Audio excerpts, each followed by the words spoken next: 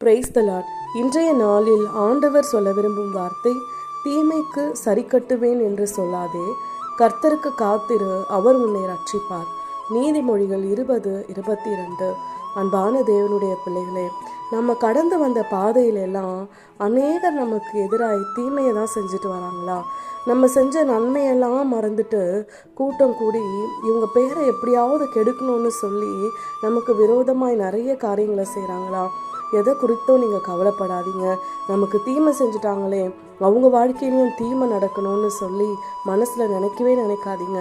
நீங்கள் நல்லா யோசித்து பார்த்தீங்கன்னா, இப்போ கொஞ்ச நாளாகவே நம்மளை காயப்படுத்துகிறவங்கள நினச்சி நீங்கள் கண்ணீர் விட்டு இருந்தீங்கன்னா, ஏதோ ஒரு சூழ்நிலையில் அவங்களும் கண்ணீர் விட்டுருப்பாங்க. நமக்கு அதுதான் ஆசைன்னு நான் சொல்ல வரலை.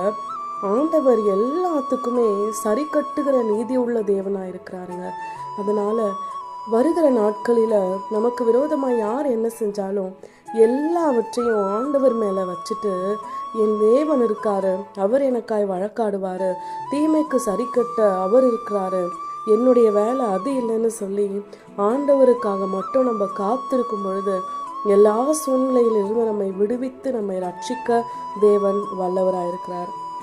அதனால் யார் நமக்கு எதிராக என்ன செய்ய நினைத்தாலும் நாம் அவங்களுக்கு விரோதமாய் நின்று செயல்பட நமக்கு நேரம் இல்லை, நம்மளுடைய வேலையும் அது கிடையாது. எல்லா பாரத்தையும் ஆண்டவர் மேலே வச்சிருவோமா? ஆமீன்.